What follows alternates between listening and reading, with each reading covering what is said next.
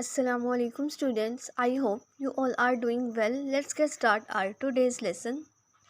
Today the topic of our discussion is significance of mitosis.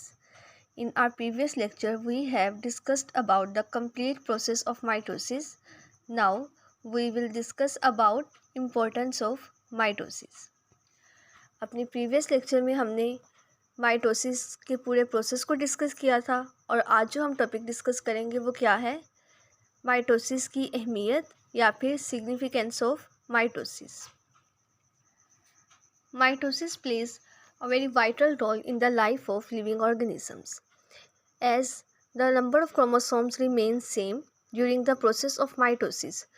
So the cells that are formed by the mitosis are identical to their parental sales.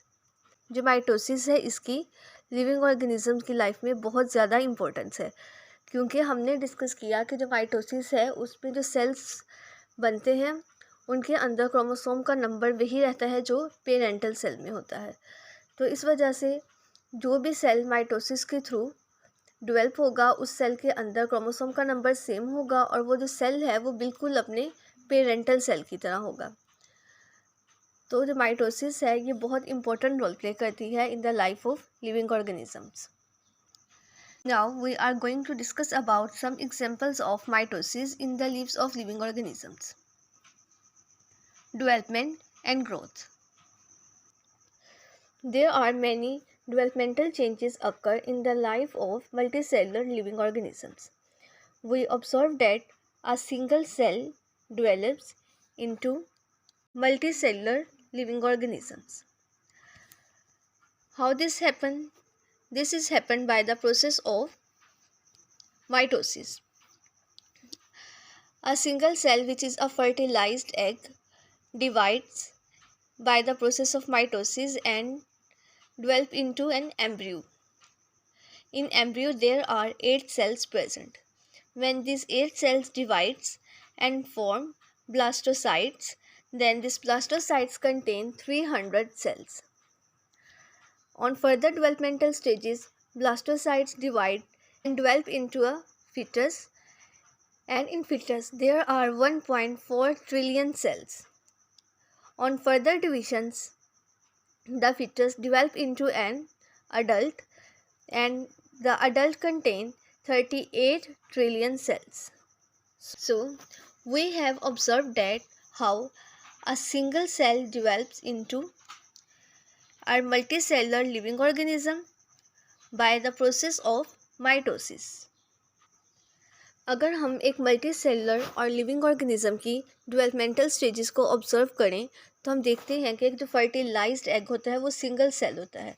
Fertilised egg के अंदर changes आती हैं, यानी ये जो egg होता है ये डिवाइड होता है और डेवलपमेंटल चेंजेस से पास करता है और इस तरह से एक एम्ब्रियो बन जाता है. एम्ब्रियो के अंदर 8 सेल्स प्रेजेंट होते हैं.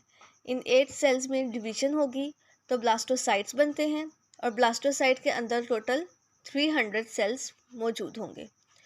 ब्लास्टोसाइट जो हैं वो फर्दर डिवाइड करेंगे with the help of mitosis और फिटस बनेगा. फिटस के अंदर 1.4 ट्रिलियन सेल्स मौजूद होते हैं. जब इन सेल्स के अंदर डिवीजन होती है तो एक अडल्ट बनता है और जो अडल्ट है उसके अंदर 38 ट्रिलियन सेल्स मौजूद होते हैं. तो इस तरह से माइटोसिस के ज़रिए एक जो सिंगल सेल है वो मल्टी सेलुलर लिविंग ऑर्गेनिज्म में डेवलप कर जाता है, क्योंकि माइटोसिस एक ऐसा प्रोसेस है जिसके ज़रिए जो सेल बन रहे हैं, जो न्यू सेल्स हैं, उनके अंदर क्रोमोसोम का नंबर सेम होता है, वो सेल आइडेंटिकल होते हैं अपने पेरेंट से. तो जो डेवलपमेंटल स्टेजेस होती हैं लिविंग ऑर्गेनिज्म के अंदर उनमें माइटोसिस जो है वो एक बहुत इंपॉर्टेंट रोल प्ले करती है. Now we will discuss about cell replacement.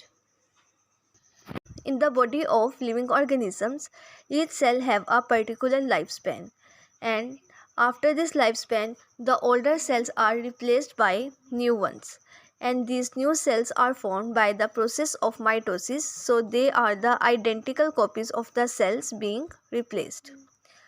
For example, red blood cells have a lifespan of 4 months. So, after 4 months, new red blood cells are formed by mitosis. Liver cells have a lifespan of about 6 weeks. So after 6 weeks, new liver cells are produced by mitosis. Similarly, nerve cells have a lifespan of about 1 year. So after 1 year, the older cells are replaced by new cells. तो students, हमने देखा कि जो living organisms हैं उनकी जो body के अंदर डिफरेंट टाइप्स के सेल्स प्रेजेंट होते हैं. हर सेल का ज़िंदा रहने का कुछ ना कुछ टाइम पीरियड होता है. उस टाइम पीरियड के बाद वो सेल डेड हो जाता है और उसकी जगह एक न्यू सेल आ जाता है. ये जो न्यू सेल बना किस तरह से बना? माइटोसिस के प्रोसेस के थ्रू बना, क्योंकि जो नया बनने वाला सेल है वो बिल्कुल कॉपी होगी अपने प्रीवियस सेल की. जिस तरह जो हमारी स्किन के सेल्स हैं वो माइटोसिस के प्रोसेस के थ्रू बनते हैं. रेड ब्लड सेल्स हैं. रेड ब्लड सेल्स की जो ज़िंदगी का दौरानिया है वो है 4 months. After 4 months new red blood cells are produced. Similarly liver cells. Liver cells की जो लाइफ स्पैन है वो 6 वीक्स है. हर 6 वीक के बाद न्यू लिवर सेल हमारी बॉडी के अंदर बन जाते हैं with the process of mitosis. इसी तरह से जो नर्व सेल्स हैं, नर्व सेल का जो लाइफ स्पैन है वो है 1 ईयर.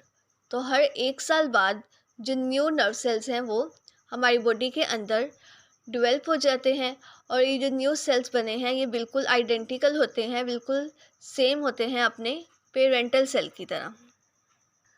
तो इस तरह से जो हमारी बॉडी के अंदर सेल्स की रिप्लेसमेंट होती है, यानी जो ओल्डर सेल्स हैं उनकी जगह न्यू सेल्स बन जाते हैं, ये भी माइटोसिस के थ्रू ही होता है. Next we will discuss about regeneration. हमारी नेचर में कुछ लिविंग ऑर्गेनिजम्स ऐसे मौजूद हैं जो अपने बॉडी पार्ट्स को दोबारा से रीजनरेट कर सकते हैं.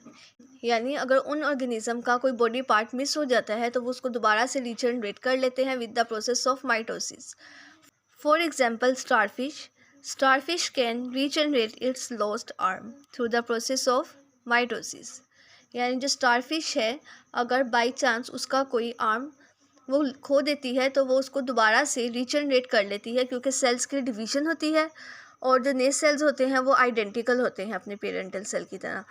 तो जब सेल डिवाइड होंगे तो इस तरह से जो स्टारफिश का वो आर्म जो स्टारफिश ने खो दिया है वो दोबारा से रीजनरेट हो जाएगा. Now we will discuss about asexual reproduction. Some living organisms reproduce by asexually. So this method is carried out by mitosis. कुछ लिविंग ऑर्गेनिजम्स एसेक्सुअली रिप्रोड्यूस करते हैं, यानी जब वो ऑफस्प्रिंग्स बनाते हैं तो वो एसेक्सुअल मेथड्स को अडॉप्ट करते हैं. तो ये जो एसेक्सुअली रिप्रोड्यूस होना है ये भी माइटोसिस के ज़रिए होता है. For example hydra. During the reproduction hydra forms a bud. Reproduction के दौरान जो हाइड्रा बड बनाता है उस बड के अंदर सेल्स डिवाइड होते हैं बाय माइटोसिस और इस तरह से उस बड का साइज़ इंक्रीज़ होता जाता है.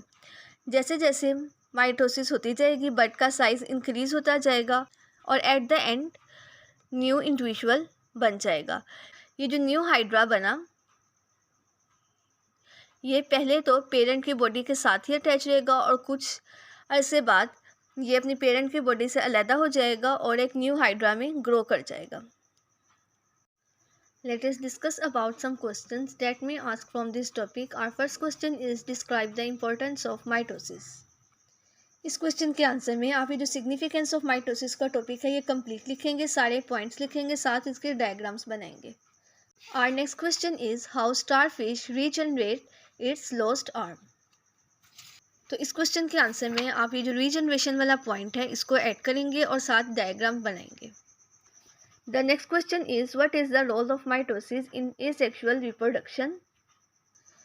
इस क्वेश्चन का आंसर आप लोग यहाँ से स्टार्ट करेंगे, यहाँ पे इसको एंड करेंगे और हाइड्रा की जो रिप्रोडक्शन की डायग्राम आपको दिखाई गई है वो डायग्राम बनाएंगे.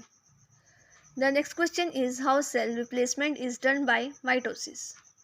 इस क्वेश्चन के आंसर में आप लोग सेल रिप्लेसमेंट वाला पॉइंट ऐड करेंगे और यहाँ तक इसको लिखेंगे. उर्दू मीडियम के स्टूडेंट्स इन सवालात के जवाबात कैसे देंगे? जो हमारा पहला सवाल था वो था कि माइटोसिस की अहमियत बयान करें, तो इसमें आप लोग ये कंप्लीट टॉपिक लिखेंगे. इसके बाद जो हमारा अगला सवाल था वो था कि स्टार फिश किस तरह से अपने खोए हुए बाजू को दोबारा हासिल कर लेती है, तो इसमें आप लोग यहाँ से इसको लिखना शुरू करेंगे और यहाँ पे इसको एंड कर देंगे और इसके साथ आपको जो रीजनरेशन की डायग्राम दिखाई गई है वो डायग्राम ऐड करेंगे.